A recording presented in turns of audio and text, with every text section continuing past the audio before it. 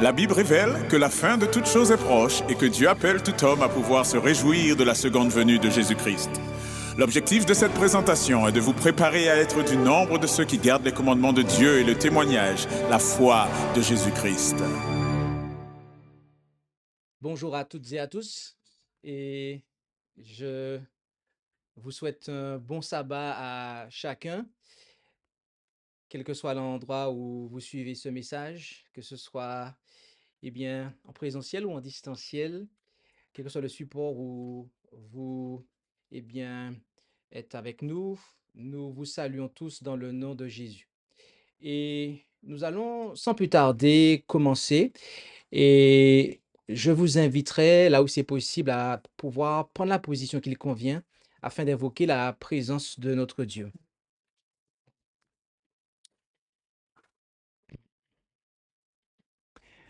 Notre Dieu, notre Père céleste, nous voulons te remercier pour ce privilège que tu nous accordes de nous présenter devant toi en cet instant. Et alors que nous allons ouvrir ta parole, nous te demandons de, eh bien, nous bénir par ton Esprit Saint qui a, inspiré tes saints hommes pour qu'ils puissent nous transmettre ces messages. Et aide-nous à comprendre quelle est ta volonté au travers de ce que nous allons considérer durant cette présentation. Et tout cela, c'est au nom de Jésus que nous te le demandons. Amen.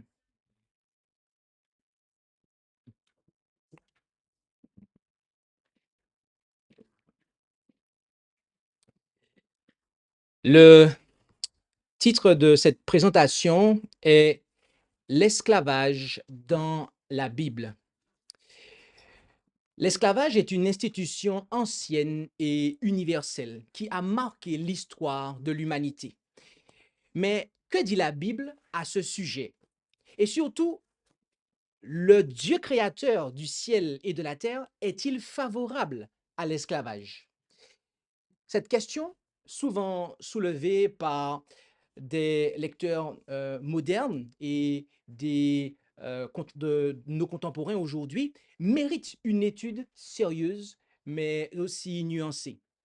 L'objectif de cette présentation est de démontrer à travers un parcours biblique structuré que Dieu n'a jamais voulu l'esclavage et n'a jamais approuvé l'esclavage tel que pratiqué dans les sociétés humaines, mais qu'il a agi avec patience pour amener les hommes à la liberté. Et nous allons explorer cette question en 4 étapes. D'abord dans l'Ancien Testament, puis dans le Nouveau Testament, ensuite à la lumière de l'histoire moderne et enfin euh, avec une analyse morale et spirituelle. Et chaque partie nous montrera que si la Bible reconnaît l'existence de l'esclavage, elle en limite les effets, en corrige les abus et oriente les consciences vers un idéal supérieur, à savoir la dignité de tout être humain. L'esclavage est une réalité profondément enracinée dans les sociétés antiques, y compris dans le monde biblique. En effet, dans l'Ancien Testament, le mot hébreu le plus courant pour désigner un esclave est aïved, qui peut aussi se traduire par serviteur selon le contexte. Il est employé aussi bien pour les esclaves propriétaires que pour les serviteurs au service volontaire ou spirituel, comme Moïse ou les prophètes. Abraham possédait des serviteurs ou esclaves, comme la Bible nous le présente dans les termes suivants, lequel fit du bien à Abraham à cause d'elle, de sorte qu'il en eut des brebis, des bœufs, des ânes, des serviteurs, des servantes. Il faut comprendre ici des esclaves, en fait. OK? Et il faut savoir aussi que l'homme que Abraham a choisi pour aller chercher une femme à son fils était aussi l'un de ses serviteurs, c'est-à-dire l'un de ses esclaves. Arrivé à ce stade, j'aimerais apporter un élément pour vous. Notez que Abraham a demandé à son serviteur, donc son esclave, d'aller chercher une femme pour son fils. C'est pas quelque chose, c'est quelque chose qui interpelle quand même. Nous allons voir pourquoi Abraham a fait ça dans un instant. Mais laissez-moi continuer avec sa descendance. Isaac également, en Genèse 26, verset 19. Donc Abraham, c'était Genèse 12, verset 16 et 24, verset 1 à 4. Maintenant, Isaac, en Genèse 26, verset 19. Et les serviteurs d'Isaac creusèrent dans cette vallée et y trouvèrent un puits d'eau vive. Ok, au verset 25 également, on le voit, au verset 32. Et pour Jacob également, en Genèse 30, verset 43, où on voit eh bien, qu'il avait des serviteurs et des servantes. Il nous faut savoir que ces hommes de Dieu, et nous pouvons le dire sans rougir, eh bien, traitaient convenablement les personnes eh bien, qu'ils avaient acquis pour esclaves. Dieu a pu travailler dans le cœur de ces hommes en dépit du fait qu'ils avaient des esclaves. Mais arrivé à ce stade, certains pourraient dire, cela voudrait-il dire que Dieu a approuvé l'esclavage, étant donné que c'était des hommes de Dieu, donc sous-entendu, tout ce qu'ils faisaient, Dieu a approuvé. Eh bien, non, cela ne signifie pas que Dieu approuva ce système, pas plus que Dieu approuva l'adultère d'Abraham avec Agar demandé par Sarah. Non, il s'agit ici d'une tolérance pédagogique de la part de Dieu et non d'une prescription morale. L'esclavage dans la Bible, et notamment dans l'Ancien Testament, est reconnu comme un fait social existant, mais encadré et limité par une série de lois qui visaient à réduire les abus. Ainsi, plusieurs dispositions, lorsque Israël fut établi en tant que nation, eh bien, protégeaient les esclaves contre les violences excessives.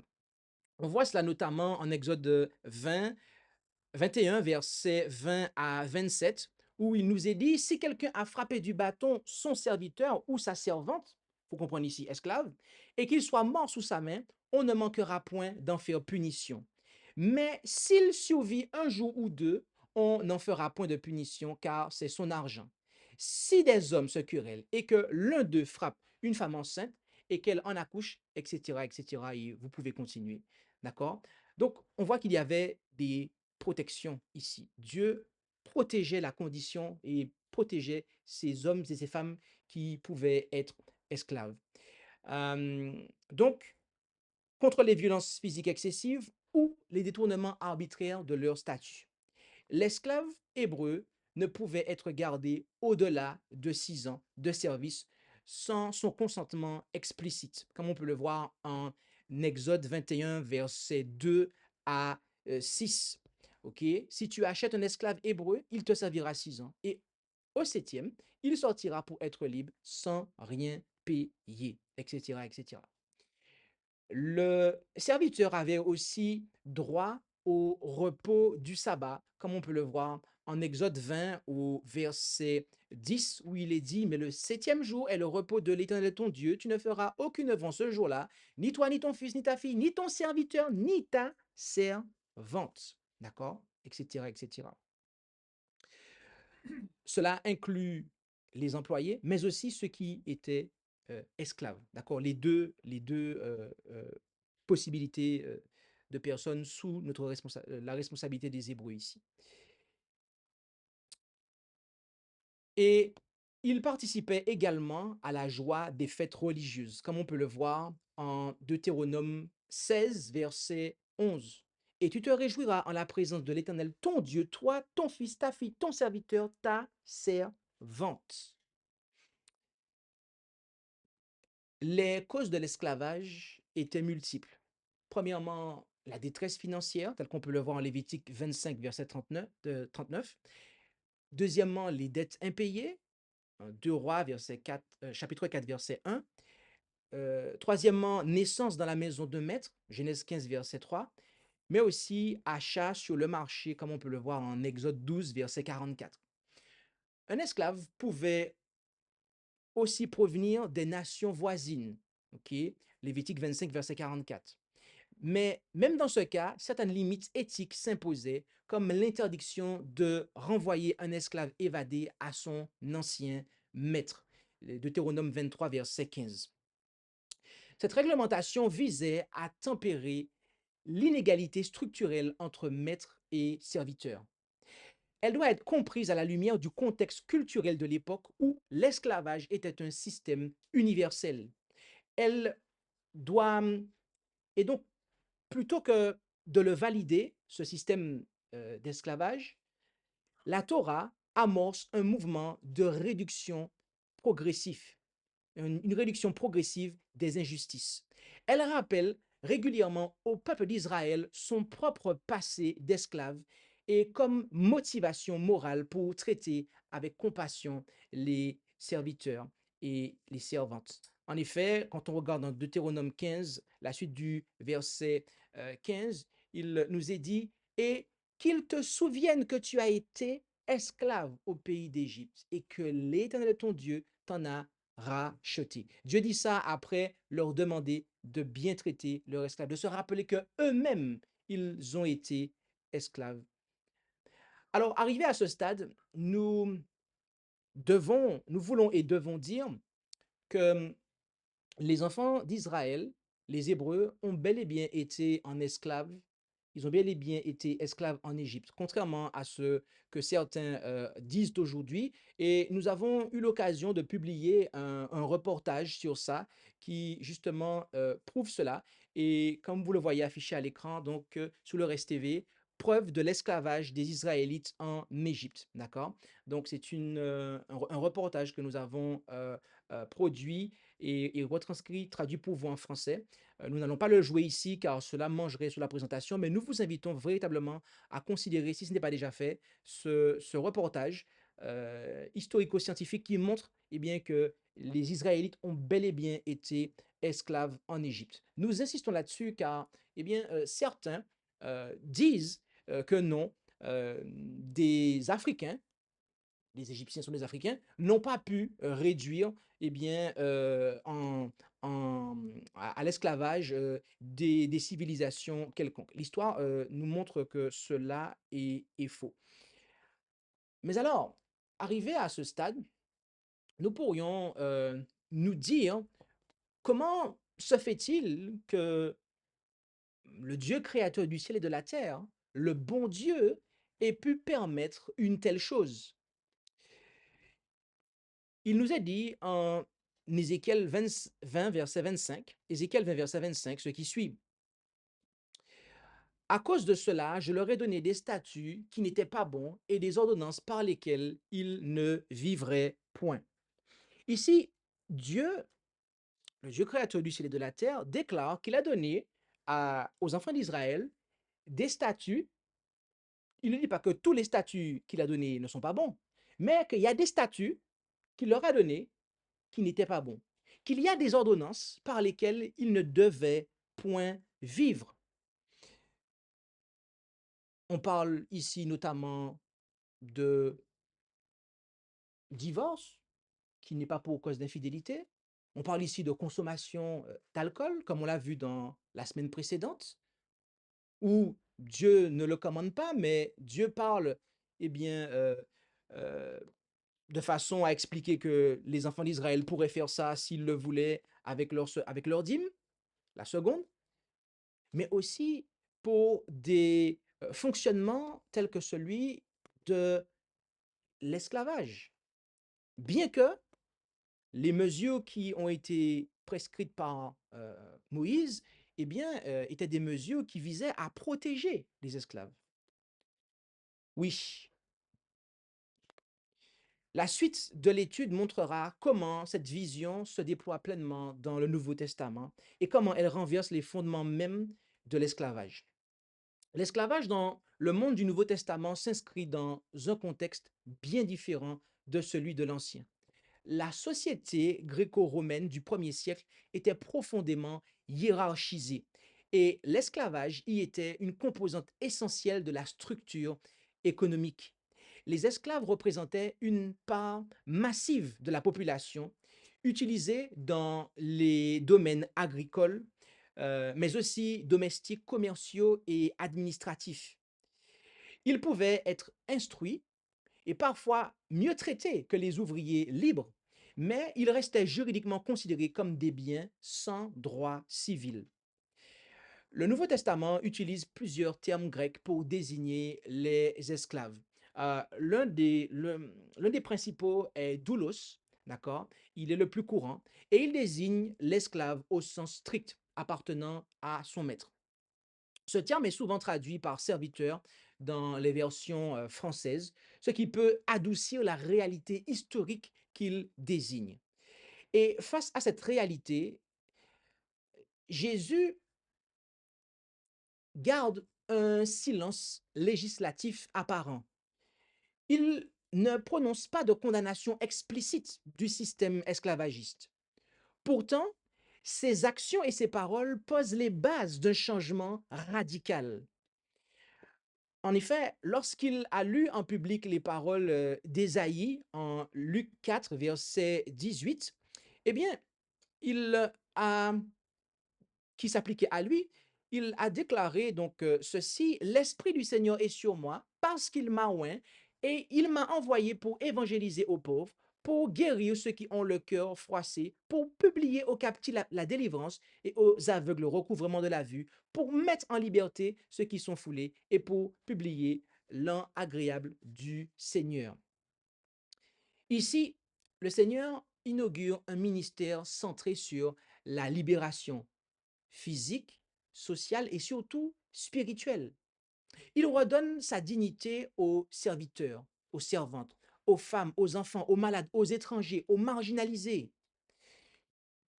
Les apôtres ont poursuivi leur maître dans cette voie.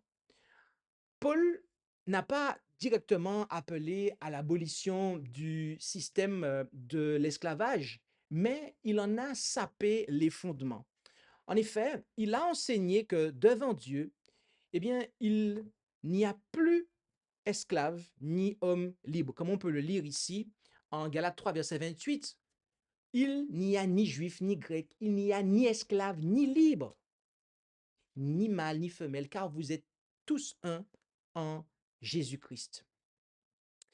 Il exhorta également les maîtres à traiter leurs esclaves avec justice comme des frères dans le Seigneur. Comme on peut le voir en Éphésiens 6, à partir du verset 5, serviteurs, obéissez à ceux qui sont vos maîtres selon la chair, avec crainte et tremblement, dans la simplicité de votre cœur, comme à Christ, ne les servant point seulement sous leurs yeux, comme cherchant à plaire aux hommes, mais comme serviteurs de Christ, faisant de bon cœur la volonté de Dieu, servant avec affection le Seigneur et non pas les hommes, sachant que chacun, soit esclave, soit libre, recevra du Seigneur le bien qu'il aura fait. Et vous, maîtres, faites envers eux la même chose et modérez les menaces, sachant que le Seigneur est, est d'eux, d'accord, et de vous est au ciel, d'accord. Je reprends, sachant que le Seigneur est d'eux et de vous est au ciel, et qu'il n'y a point en lui d'acception de personne. La lettre à Philémon est particulièrement révélatrice. En effet, Paul y supplie un maître de recevoir son esclave fugitif, non comme un simple serviteur, mais comme un frère bien-aimé, comme on peut le voir ici, non plus comme un esclave, mais comme étant au-dessus d'un esclave, savoir comme un frère bien-aimé, principalement de moi, et combien plus de toi, soit selon la chair, soit selon le Seigneur. Il ne force pas l'apôtre Paul, mais il oriente la conscience vers la fraternité en Christ. Pourquoi alors cette absence de condamnation frontale de la part de Jésus et de ses apôtres? Parce que le message du Nouveau Testament agit d'abord comme un levain qui transforme les cœurs, comme on peut le voir en Matthieu 13, verset 33. Il leur dit une autre similitude ou parabole. Le royaume des cieux est semblable au levain d'une femme, qu'une femme prend, et qu'elle met parmi 3 mesures de farine jusqu'à ce qu'elle soit toute levée. Oui, l'évangile bien-aimé agit d'abord comme un levain qui transforme les cœurs. Et par ces cœurs transformés, eh bien, les structures sociales le seront ensuite. Une révolution imposée aurait entraîné un rejet violent du message de l'Évangile et une persécution immédiate. La stratégie divine a été donc celle de la patience, régénérer les individus pour ensuite guérir la société de l'intérieur. Certains pourraient dire, pourquoi Paul ne condamna-t-il pas l'esclavage explicitement? Nous le disons encore une fois, parce qu'il œuvra dans un cadre missionnaire où l'enjeu principal est la transformation spirituelle. Le message chrétien prépare les esprits à rejeter tôt ou tard toute forme d'injustice. Certains diront, est-ce que l'obéissance demandée aux esclaves cautionne leur oppression? Non, car cette obéissance est encadrée par un appel simultané à la justice des maîtres et par la mise en valeur de la dignité égale de tous dans le Christ. Tout comme il appelle les femmes à être soumises à leur mari et en même temps, les maris à aimer leur femme comme leur propre chair. L'éthique chrétienne établit une réciprocité qui n'existait dans aucune autre culture de l'époque. La suite de l'étude montrera comment ces principes furent soit trahis, soit fidèlement appliqués dans l'histoire de l'Église face à l'esclavage moderne. En effet, l'histoire de l'esclavage moderne, notamment la traite négrière transatlantique, constitue l'un des chapitres les plus sombres de l'humanité. Pendant plusieurs siècles, des millions d'Africains furent capturés, vendus, déportés et réduits en esclavage dans les colonies européennes et des Amériques. Ce système brutal fut soutenu par des intérêts politiques, économiques et, tristement parlant, religieux. Certains ont cherché à justifier la traite négrière en s'appuyant sur des textes bibliques détournés de leur sens original. L'un d'entre eux est la malédiction de Cam, telle qu'on peut la voir en Genèse 9, verset 25. Cela fut interprété comme une condamnation divine des Noirs à l'esclavage.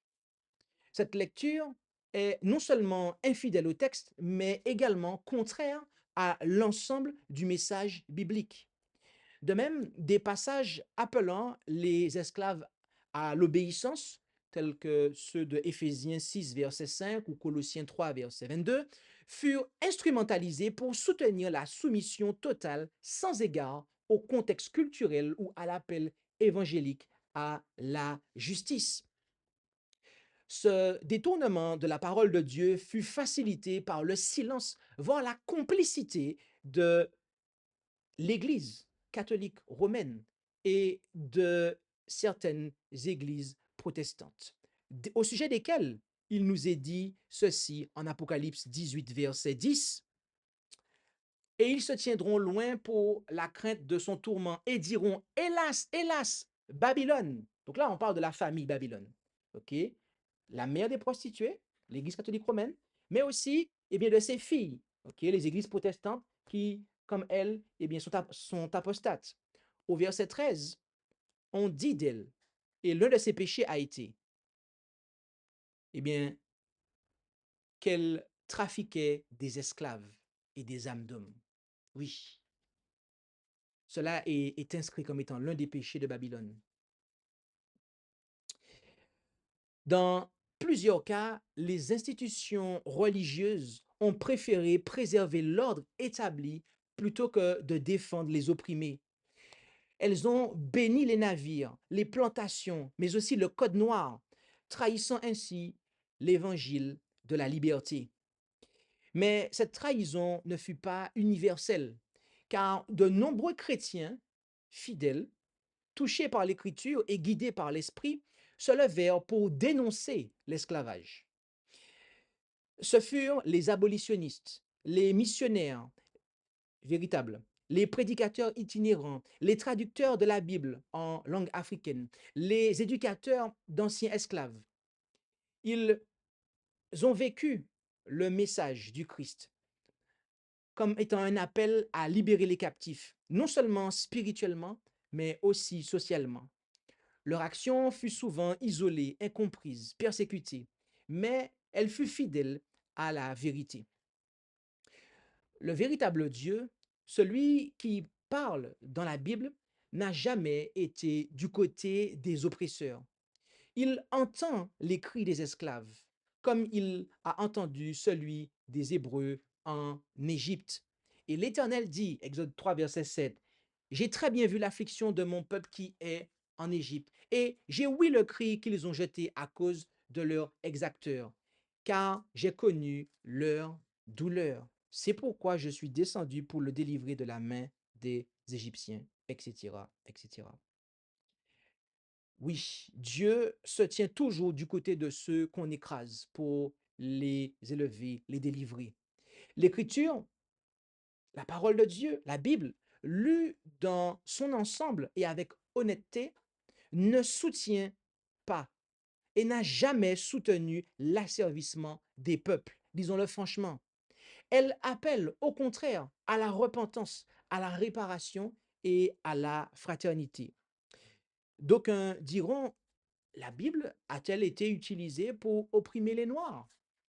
Oui, nous répondons, mais à tort, par des églises apostates, infidèles à Dieu, par des hommes et des institutions qui ont falsifié le message biblique pour justifier leur intérêt. Ce n'est pas la Bible qui opprime, mais ce sont des hommes, des institutions qui ont corrompu son usage. D'aucuns diront, le christianisme est-il une religion d'oppresseurs? La réponse est non, en tout cas pas le véritable christianisme. Si certains chrétiens ont trahi leur foi, d'autres ont été les fers de lance de l'abolition. Le cœur du christianisme est l'amour, la justice et la liberté pour tous les êtres humains.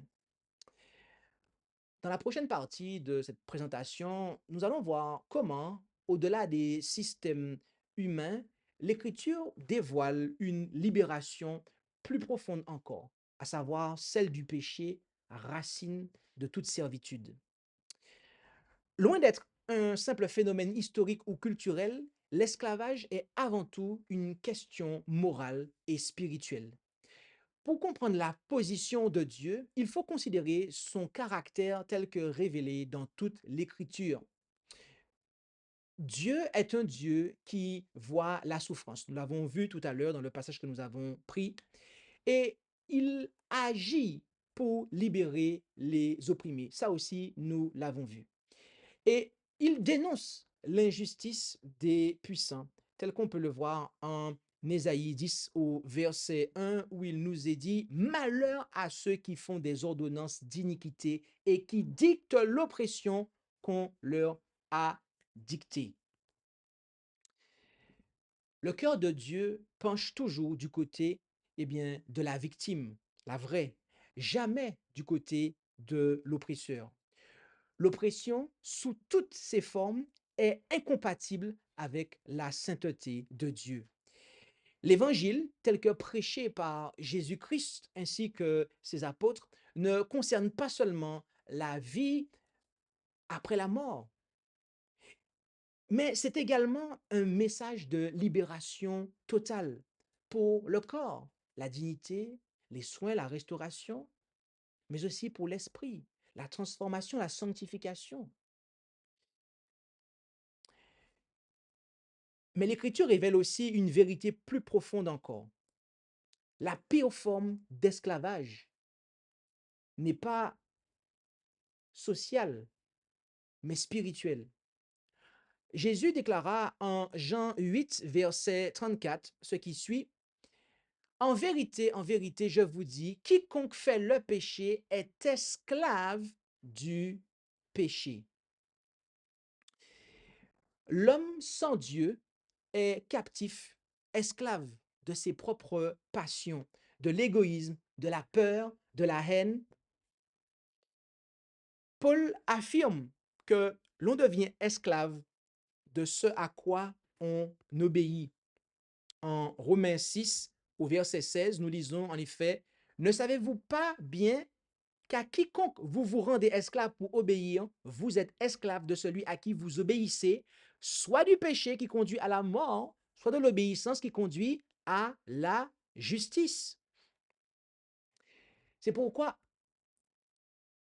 Seule une œuvre divine peut véritablement libérer.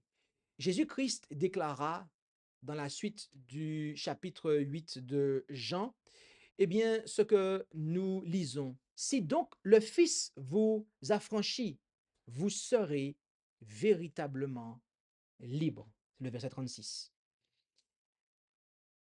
Cette liberté ne consiste pas seulement à briser les chaînes visibles, mais à transformer radicalement le cœur. Vous savez, il y a de ceux qui, jusqu'à aujourd'hui d'ailleurs, s'indignent contre l'esclavage qui a été pratiqué envers les Noirs. D'ailleurs, des Noirs.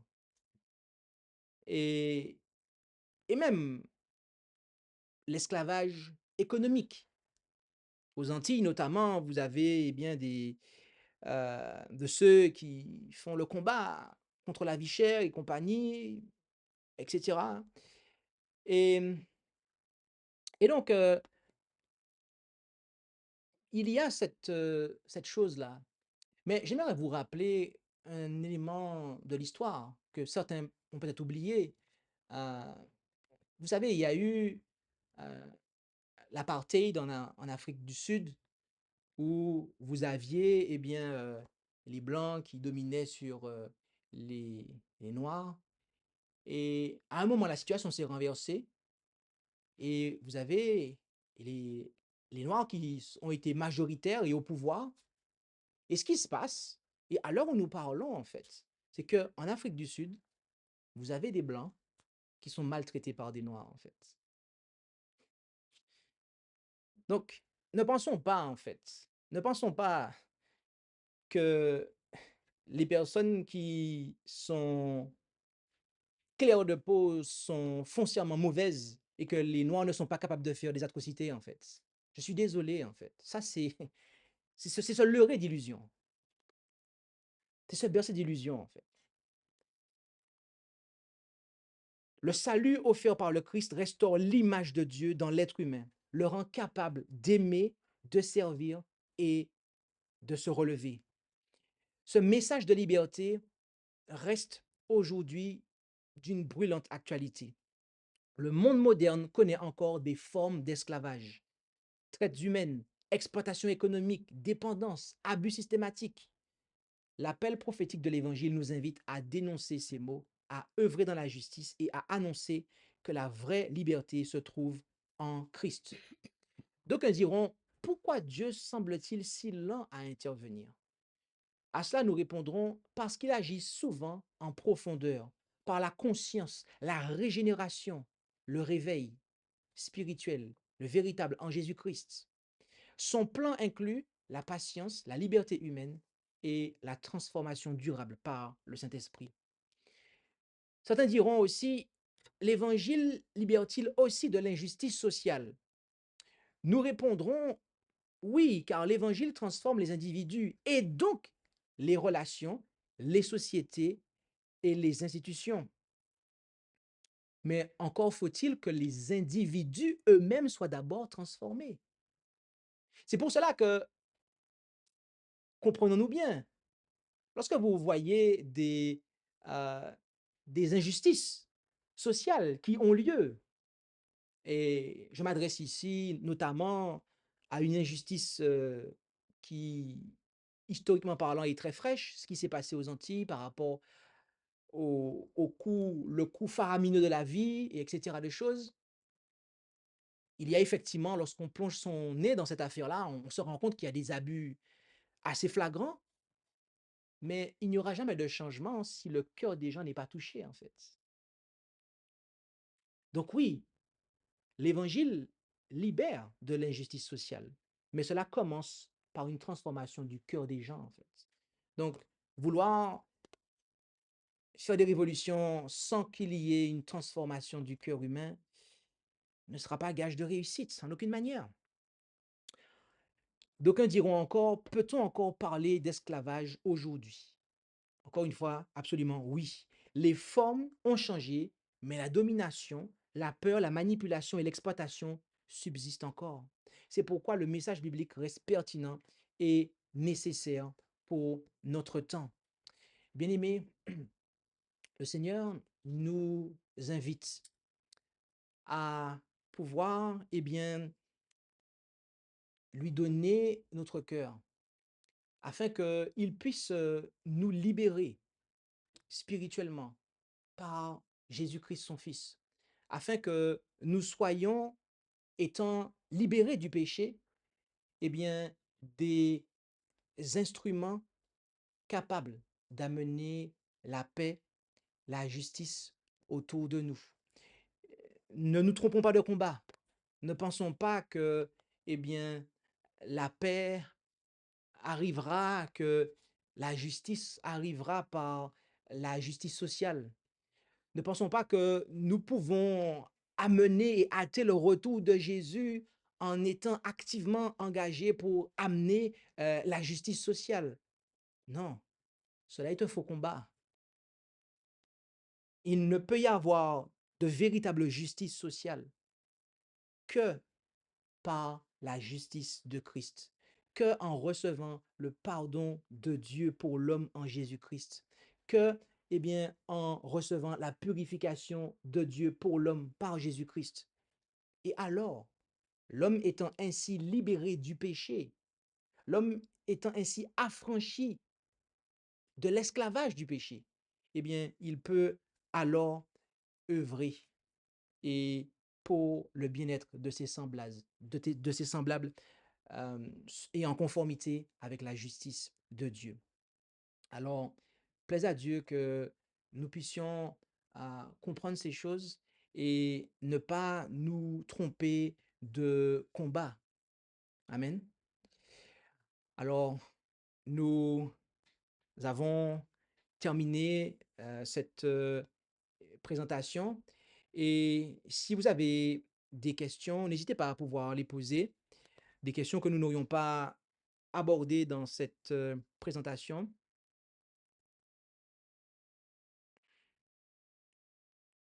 Oui. Pourquoi il a choisi un esclave pour aller chercher une fiancée pour son fils? La Bible dit que c'était le plus ancien de sa maison. Et donc, il connaissait bien Abraham, il connaissait bien son maître. Il faut comprendre que Abraham avait une relation avec son serviteur esclave qui n'était pas celle que les colons avaient avec les esclaves qu'ils avaient tirés d'Afrique. Ça n'avait rien à voir. Abraham ne maltraitait pas ses serviteurs, il les traitait convenablement. En fait, quand on regardait Abraham avec ses serviteurs, on aurait presque pu dire qu'ils étaient ses employés, en fait. C'est juste qu'ils appartenaient à Abraham. Voilà. Mais sinon, en pratique, ils étaient traités convenablement. Donc, Abraham avait confiance en lui, à tel point qu'il a pu aller chercher une femme pour son fils. Est-ce qu'il y a d'autres questions? N'hésitez pas à nous rejoindre dans la salle à SJH 1889 France pour poser vos questions.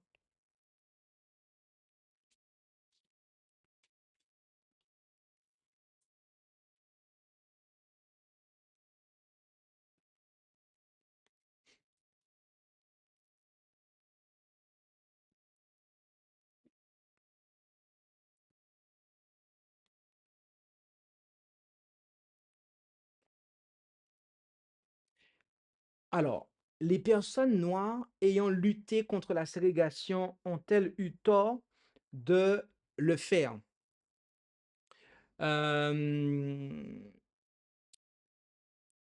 C'est une très bonne question. C'est une très très bonne question. Euh, il serait insensé de dire qu'elles aient eu tort de se battre contre, contre la ségrégation. Bien que là, on parle de... Le sujet, c'est la ségrégation. Donc, la ségrégation, c'est ce qui est venu après l'esclavage, notamment aux États-Unis, on avait les Noirs d'un côté, les Blancs de l'autre. OK? Alors, il y a... euh, il y a un combat et la façon de mener le combat. Je ne sais pas si je me fais comprendre. Il y a un combat, le combat peut être juste, mais selon la façon dont vous allez le mener, ça va être correct ou pas correct.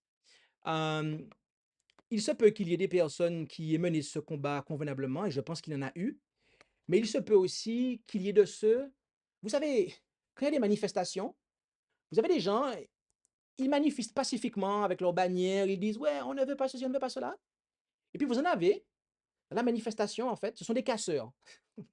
Ils manifestent mais par la casse. Ce genre de personnes-là, en fait, il y a rien de constructif qu'ils font, OK? Donc, ça va dépendre comment vous vous positionnez, OK?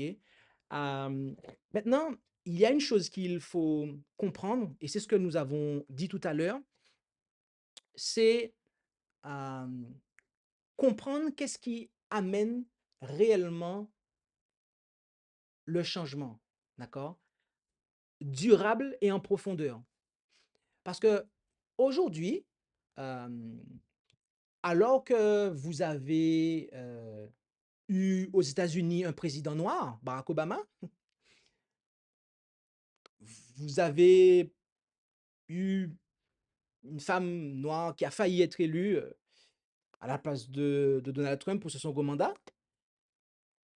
Aux États-Unis, vous avez des villes qui sont presque exclusivement composées de personnes noires. Vous avez des églises qui sont des églises de noirs, d'autres qui sont des églises de blancs, et c'est même dans l'Adventisme du 7e jour. Ah, vous avez en fait toujours cette forme de ségrégation qui perdure toujours. Et vous aurez beau mettre des lois à force de manifestations, ça ne va jamais changer ce qu'il y a dans le cœur des gens. Ça ne va jamais mettre de l'amour dans le cœur des blancs pour les noirs et dans le cœur des noirs pour les blancs. Les lois humaines ne pourront pas faire ça. Par contre, l'évangile de Christ, ça peut le faire. Voilà. Et c'est ça le point. Donc, à la question, les personnes noires ayant lutté contre la ségrégation ont-elles eu tort de le faire? Bah, si un noir va voir un blanc et qu'il se met à l'insulter, ouais, t'es pas gentil ce que tu fais, compagnie, patati patata. En quoi tu vas susciter l'amour dans son cœur? Bah non, je suis désolé. Ouais, le combat, effectivement, la finalité, ce que tu dis, c'est correct, mais c'est pas en allant avec un sabre à la main vers la personne que tu vas l'amener à de bons sentiments, en fait.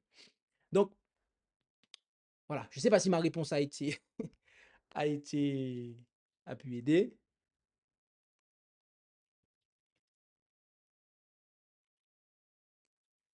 Est-ce qu'il y a encore des questions? Car nous allons prendre encore quelques minutes pour cela.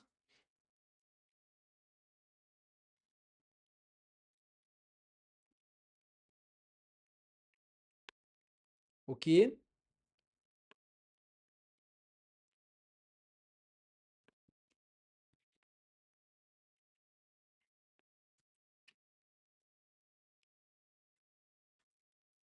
Oui. Tu as dit que l'esclavage se débarrasser, c'est du péché. Mhm. Une fois libéré de ça, et bien en fait, ça aura une grande transformation sur les structures et les relations sociales, etc. Hein. Et je dirais que tu as pris l'exemple par exemple, des personnes qui luttent en fait, pour quelque chose dont ils subissent, notamment la ségrégation, des droits, etc. Et que si tu es venu avec une façon de faire, les choses auraient pu être différentes. En tout cas, la lutte serait quelque part bonne, quoi. Une lutte pacifiste. Donc, est-ce que je peux en conclure en fait, mal dire à quelqu'un, c'est être esclave du péché, par exemple, de l'orgueil, etc.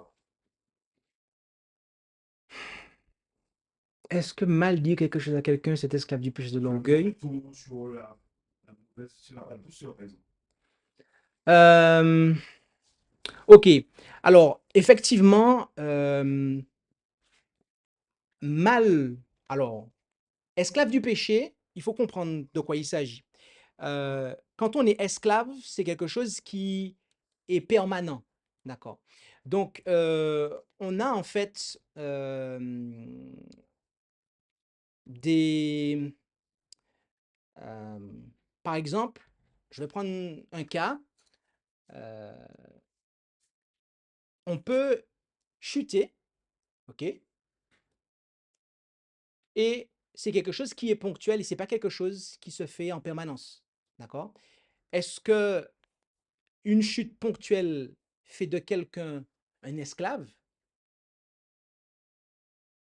Voilà.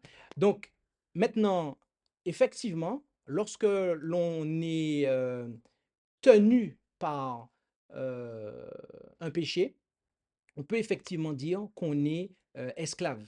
Donc, par rapport au point initial que tu as dit, alors déjà, je ne sais pas si j'ai répondu à ta question, parce que je voulais aller plus loin, parce qu'au début, tu avais commencé ton point en disant quelque chose. D'accord. Tu peux reprendre ton propos au début, parce que j'ai pas retenu le début. Deuxième point, c'est que, en fait, par exemple, si on veut dénoncer l'esprit pardon, et qu'en fait, on le fait mal, ça peut, quelque part, je crois que c'est un péché, et ça peut aussi accroître le mal, quoi. Ok. Alors, et voilà. Il y a de ceux, il y a de ceux qui, jusqu'à aujourd'hui, euh, sont... Alors, je vais recommencer mon propos. Il y a des personnes qui ont pu être dans la ségrégation. Euh, et parce qu'ils ont vu, donc des blancs, parce qu'ils ont vu un noir bien agir envers eux, eh bien, en fait, ça leur a permis de changer de mentalité, ok, d'évoluer et de progresser. Euh, et vice-versa, d'accord? Vous allez dans un pays, euh, si vous êtes blanc, vous allez en Afrique. Bon, si des gens ont des a priori sur vous, mais que vous agissez convenablement, eh bien, vous allez aider ces personnes-là à avoir une meilleure image. Et vous allez amener la paix en agissant ainsi, d'accord? Et c'est pour ça que aujourd'hui, aux États-Unis, je prends ce cas-là, ou dans différents pays, vous avez des gens qui n'ont pas de problème, qui ont surmonté cette, euh,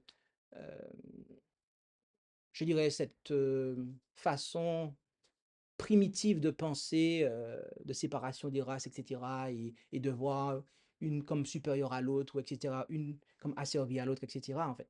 Euh, donc, c'est important de voir que le témoignage de l'Évangile change les choses individu par individu et que cela se transmet euh, et après jusqu'à en fait toucher les cœurs qui sont ouverts en fait. Voilà. Maintenant, est-ce que tous vont accepter? On sait que la parole de Dieu nous dit que non, mais en tout cas, c'est comme ça que les changements doivent être opérés. Est-ce qu'il y a d'autres questions?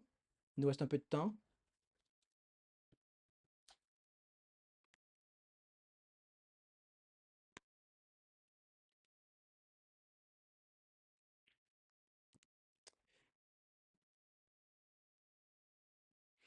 Alors,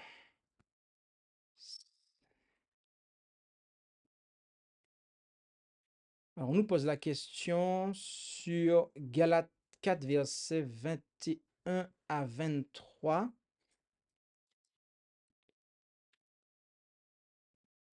Galates 4, Galates 4, versets 21 à 23. Hop, hop, Galates 4. Dites-moi, vous qui voulez être sous la loi, entendez-vous point la loi, car il est écrit Abraham eut deux fils, l'un de la servante et l'autre de la femme libre. Oui, puisque Agar était servante de Sarah, d'accord? Mais celui qui était de la servante naquit selon la chair, et celui qui était de la femme libre naquit selon la promesse, d'accord? Alors ici, on a affaire à une allégorie, comme cela est dit au verset 24.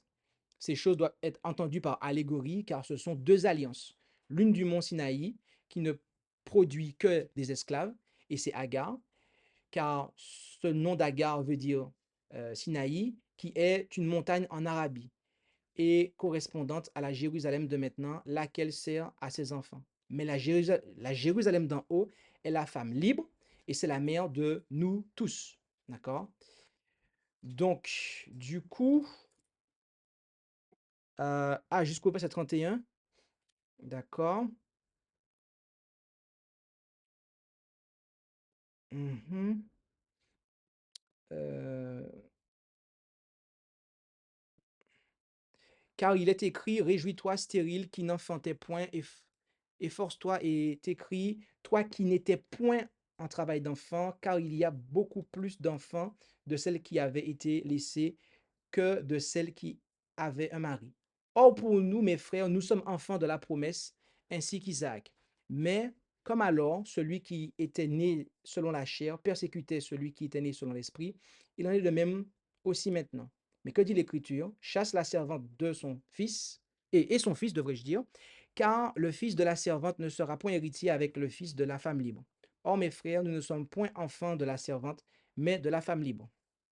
OK? Du coup, la question est, qu'en est-il du passage de Galates 4, 21 à 31? Que veut dire cette partie de l'Écriture? Eh bien, tout simplement que ça représente la Jérusalem d'en haut, alors que Agar représente celle d'en bas. OK? Et donc, nous devons naître de l'esprit afin de pouvoir être libres. Car si nous nous basons simplement sur notre naissance charnelle, eh bien, nous aurons beau nous revendiquer d'Abraham ou de je ne sais quelle autre chose, euh, on est toujours esclave en fait. On sera toujours esclave. Ok, donc, du coup, je ne sais pas si j'ai répondu à la question, on me dira pourquoi. Alors, c'est bon. Une autre question. Pourquoi certains Noirs en Afrique refusent l'évangile du Christ, prétendant que les colons prétend que les colons leur parlent d'un Jésus blanc pour laisser leurs coutumes ou leur Dieu pour leur arracher leurs biens au profit de l'évangile prêché par des blancs. Ok? Euh, eh bien, il, on a, comme j'ai expliqué tout à l'heure, hein, une réalité, et une réalité historique qui est que des Européens blancs, catholiques, ont effectivement détourné, corrompu l'évangile pour soutenir la traite négrière. Et vous avez des personnes noires, en Afrique notamment, qui se servent de ça pour rejeter l'évangile. Là où ces personnes se trompent, et ce qu'il faut leur faire comprendre, si elles veulent leur faire comprendre, parce qu'il y en a, vous aurez beau leur expliquer ça, elles vont continuer à se servir de ça pour rejeter la vérité. Mais ce qu'il faut leur faire comprendre, et parce qu'elles ne l'ont pas compris, et nous l'espérons, c'est que ce que le catholicisme a fait, et ce que certaines églises protestantes ont fait aussi, n'était nullement et n'est nullement en accord avec la volonté de Dieu.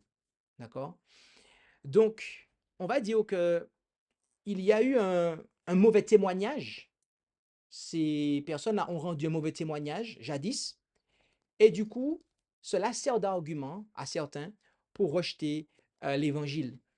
Alors que, voilà, le vrai évangile ne cautionne pas du tout ce que ces apostats ont fait. Donc,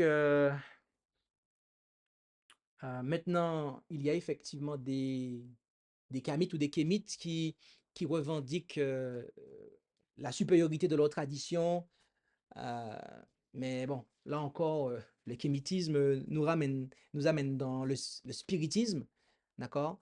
Donc, il y a véritablement un danger à ne pas accepter l'évangile au profit du kémitisme, en fait. Ok, j'espère que j'ai répondu à la question. Oui, vas-y. Oui, j'ai une question parce que tu as parlé du fait que je tolérais l'esclavage, je ne soit son blanc, la réforme verbale, tout ça, ça je comprends. Et à l'époque aussi de la Pologne, de la Pologne aussi, je comprends. Mais l'esclavage négrier, l'esclavage aussi africain, hein, typique qu'on connaît aux Amériques, etc., sorti maintenant française. Euh, Lorsqu'on regarde dans quelle période ça a été fait, les, les chefs, que ce soit Napoléon, etc., 14, tout ça, ils étaient catholiques. Ils étaient catholiques, c'était cette religion qui dominait à l'époque. La question, c'est est-ce qu'ils avaient accès à la parole de Dieu? C'est-à-dire que est-ce qu'ils pouvaient la lire? Jusqu'à ne pouvaient pas la lire parce que le guitrisme, etc., pour plein de choses. Mais est-ce que c'est aux dirigeants l'avaient étudié Alors, merci pour cette question. Il est hautement et très probable que ces dirigeants n'aient pas eu accès à la parole de Dieu comme ont pu l'avoir certains dirigeants, notamment ceux qui ont été touchés par l'évangile des réformateurs. Euh, et ce qui se passe, c'est qu'ils ont, par ignorance, agi ainsi, étant séduits par l'Église catholique romaine. Maintenant, l'Église catholique romaine aurait dû, si elle avait été l'Église de Dieu, elle aurait dû s'opposer à cela. Mais le problème, c'est qu'elle est décrite dans la Bible comme étant une prostituée qui, eh bien, s'est détournée du Christ pour s'allier avec les dirigeants. Donc, il faut comprendre que, voilà, les yeux ont été fermés sur ça et on a aussi, en quelque part, flatté le politique euh, en lui laissant comprendre qu'il pouvait aller dans ce sens-là, puisque l'Église avait certainement des intérêts aussi dans cela. Et donc voilà, donc il y a certainement, oui, des dirigeants qui ont été induits en erreur euh, par l'Église catholique romaine. Et c'est d'ailleurs pour ça que Dieu la tient responsable euh, pour beaucoup de choses, si ce n'est en fait pour toutes les abominations de la terre en réalité. C'est pour ça qu'elle est la mère de toutes les abominations de la terre. C'était pour compléter la question. Ok, je comprends qu'ils ont peut-être pas pu la lire, etc. Mais la parole était diffuse quand même. C'est-à-dire, ils sont rois, c'est l'élite, ils peuvent avoir accès aux documents que d'autres peuples pauvres ne peuvent pas avoir. Le roi pouvait commander plein de choses. Donc, je voulais savoir, est-ce que leur responsabilité, les rois-là, sera la même que des peuples il y avait une diffusion peut-être écrite de la parole, c'était plus suivre des traditions d'hommes, etc. Est-ce qu'ils ne sont pas plus responsables? Puisque j'ajoute, entre parenthèses, que par exemple, il y a la question sur le code noir, par exemple. Le code noir, où est-ce que, par exemple, il y a deux écoles. Il y a ceux qui disent que c'était des gens qui ont écrit ça vraiment parce que c'était pour l'esclavage. D'autres écoles disent que, par exemple, le code noir, ça a été écrit justement pour diminuer la violence que les maîtres avaient sur les esclaves. Donc, est-ce qu'on lit ça sur le fait que tout à fait la connaissance des rois, ben, certains ont essayé de diminuer, donc tout comme Dieu en fait, il diminuait la fête des esclaves, ou alors en fait, Ok. voilà. Ah, il me serait difficile de me prononcer sur pour chacun, car le jour du jugement seulement pourra vraiment nous expliquer ce qu'il en sera. Mais ce qui est sûr, c'est que chacun a eu une connaissance ou un degré de connaissance. Et effectivement, ceux qui ont rejeté la lumière et ont décidé de maintenir l'oppression, euh, Oui, effectivement, là, ils seront plus coupables que les autres. Et ceux qui auront agi dans l'ignorance, étant aveuglés et enivrés du vin de la prostituée, à ce moment-là, Dieu sera plus miséricordieux, on va dire, envers eux que pour les autres. Donc, parce qu'il faut savoir qu'il y a des pays qui ont rejeté la réforme. Ok? Il y a des pays qui ont rejeté aussi des choses, donc, dont des dirigeants. Donc, il faut vraiment, c'est vraiment au cas par cas, en fait. Me prononcer sur tout le monde, ça serait vraiment compliqué, mais voilà, j'ai déjà donné l'alternative. Oui? Une question. Oui, après l'esclavage, il y a des hommes blancs, les hommes blancs, ont-ils condamné les méthodes pratiquées sur les hommes noirs, les méthodes que les blancs pratiquaient sur les hommes noirs? Y a-t-il des hommes blancs après l'esclavage qui sont Je crois qui ont que qui ont- si, il y a des personnes, des blancs, qui effectivement ont dénoncé, qui ont décrié ce qui s'est passé, qui ont décrié la traite négrière. Maintenant, d'autres pas. D'autres pas, oui. So, it's- Après, Alors oui, moi je reste général. Elle dit est-ce qu'il y en a? Alors oui, il y en a qui l'ont fait. Euh, Sir Ellen G. White l'a fait. Euh, mais je parle effectivement par exemple, en France, hein, si si tu me poses la question dans la société française. je ne suis pas, je ne me rappelle plus quelle période, enfin, c'est-à-dire de combien de siècles que l'esclavage a été aboli, mais je crois qu'après l'esclavage, y a-t-il des hommes blancs qui se sont levés pour parler contre cette torture que les blancs infligeaient aux blancs, aux noirs, Alors, il faut comprendre que ça n'a pas pu être fait de manière, un discours, euh, voilà, pleinement repentant, n'a pas pu être tenu dès le début.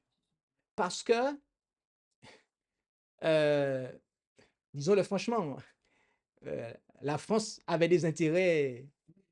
Donc, si la France faisait voilà. des reconnaissances trop vite, voilà, Ceux qui, bah en fait, voilà, je veux dire, la raison pour laquelle euh, la France a encore des dépendances en dehors de son territoire, ben, c'est parce que, en fait, voilà, il y a des choses qu'elle ne voulait pas perdre. Donc, si à un moment vous reconnaissez, voilà, et quand je dis ça, je ne suis pas en train de dire que la stratégie est bonne, mais j'explique comment les gens pensent. Et c'est pour ça que jusqu'à présent, il y a des injustices qui se commettent. les dénoncer, quoi, le dire ouvertement. Oui, mais il y en a qui, jusqu'à présent, ont l'esprit, ont l'esprit colon. Donc, s'ils ont l'esprit colon, et cela se voit encore dans leur pratique commerciale, dans leur façon de continuer à servir des peuples économiquement, et etc. Mais ils sont plus ouverts à la civilité, ils sont pour la paix, ils ont, ils ont beaucoup changé, que, ils ont compris que le mal, le mal qu'ils ont fait, et se sont quand même repentis tout de même. Hein. Non, je ne pense pas que véritablement Parce qu'à tous. les voix, quand même, sont pas, ils maltraitent beaucoup moins la race noire comme autrefois, comme du temps de l'esclavage. En fait. Alors, C'était ch- extrême. chacun pourrait effectivement le voir comme il veut, mais quand par exemple, et je ne fais que dire un fait, hein, mais vous en avez certains, ils ont autorisé le chlordécone en Martinique, alors que ça avait déjà été interdit aux États-Unis. Bon, ben, à un moment, Mais voilà, c'était c'est, volontaire, quoi. c'est une forme de, voilà, de maltraitance, enfin, en tout cas, pour des raisons économiques. Et en disant ça, je ne suis pas en train de rentrer dans la politique, mais je dis juste que, factuellement parlant, c'est quelque chose qui, voilà, vous dites, mais Mais l'esclavage est aboli. Est aboli. Et, oui, alors il y en a effectivement qui n'ont plus de chaînes à leurs mains, ou qui ne mettent plus des chaînes aux mains des gens. mais qui mettent On ressent, on revit tout de même leurs sentiments négatifs vis-à-vis de ça. Ils exactement. sont totalement pacifiques. C'est comme ça. Et cela se retranscrit aussi dans leur façon de gérer la politique. OK? Est-ce qu'on a d'autres questions? Oui, vas-y. Il y a quelque chose, Et c'est la dernière question. comment dire, est-ce que c'est paresseux? Je comprends tout à fait, vous avez développé l'Ancien Testament nouveau pour montrer que Dieu n'a jamais prouvé l'esclavage. Mais il avait ses méthodes pour libérer l'homme, premièrement, d'une manière spirituelle, Mhm. afin que le reste puisse arriver. Je me souviens que le sujet, même si c'est pas, ça fait pas partie, moi je crois que c'est un peu proche, sur la polygamie. Un collègue Également, ouais. me disait qu'il est chrétien. J'ai entendu qu'il discutait avec une personne, il disait oui, la Bible approuve. Il me disait, frère, vous êtes sûr? Il me disait oui, il me disait bon, ne vous inquiétez pas, je vous enverrai les versets bibliques. Il m'a envoyé 3 versets bibliques, j'ai regardé, il y a, je crois, il m'a envoyé le cas d'Abraham.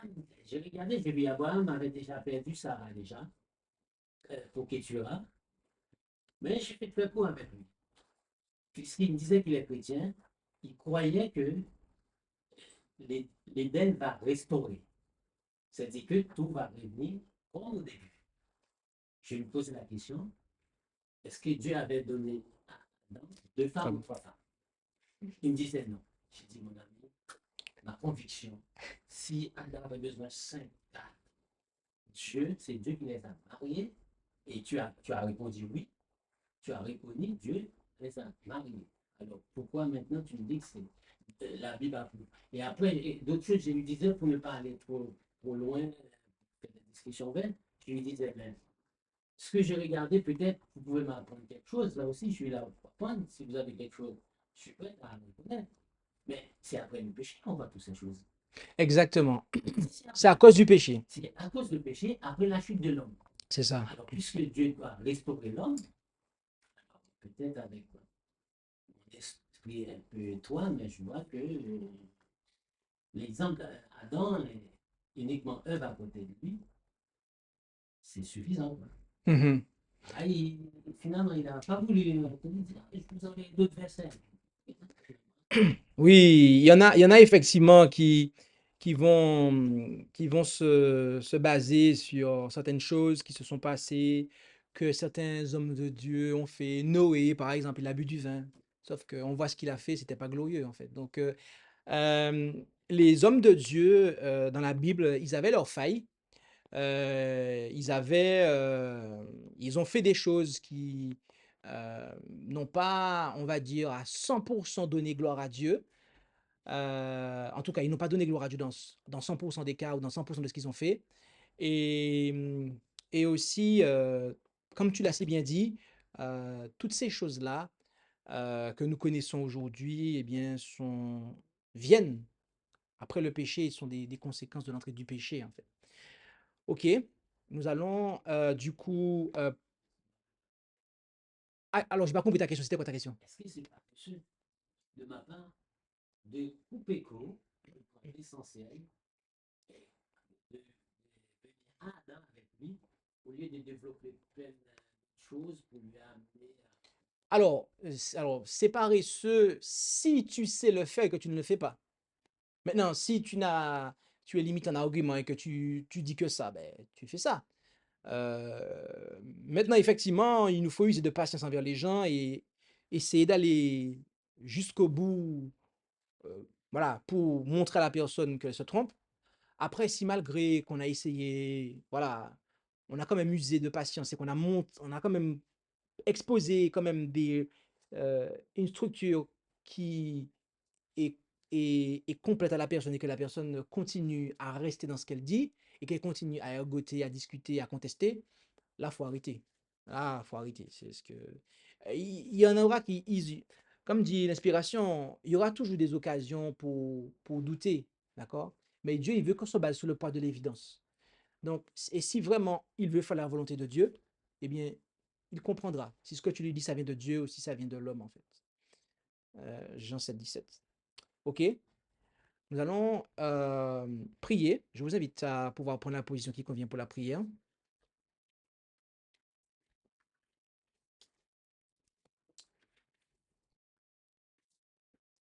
Notre Dieu, notre Père céleste, nous voulons te remercier pour cette étude de ta parole où nous avons vu que, eh bien, le du péché est venu amener l'esclavage et du péché et ceux qui, eh bien, effectivement, ont subi cet esclavage du péché, eh bien, ont ensuite, certains d'entre eux, ont mis en place l'esclavage au sein de la société, de l'humanité. Mais tu désires par Jésus-Christ nous libérer du péché, nous affranchir de l'iniquité, afin que nous puissions, eh bien, à notre tour, apporter la paix, annoncer la libération aux autres et aimer comme tu nous as aimés en Jésus-Christ. Alors que nous puissions comprendre les choses ainsi et que le mauvais témoignage des soi-disant chrétiens des siècles passés soit eh bien, compris à la lumière de la prophétie, car c'est l'un des péchés de Babylone que d'avoir eh bien, encouragé cela.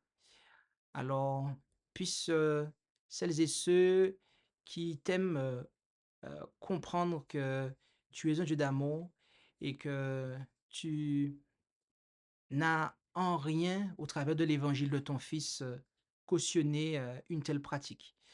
Alors, bénis chacun d'entre nous et nous te demandons tout cela au nom et par les mérites de Jésus. Amen. Merci d'avoir écouté cette présentation avec intérêt. Pour plus d'informations, consultez notre site internet lereste.org et suivez-nous sur Facebook ainsi que sur YouTube à @lereste. Vous pouvez aussi nous contacter par email à info@lereste.org ou par téléphone au +33 6 12 60 13 69.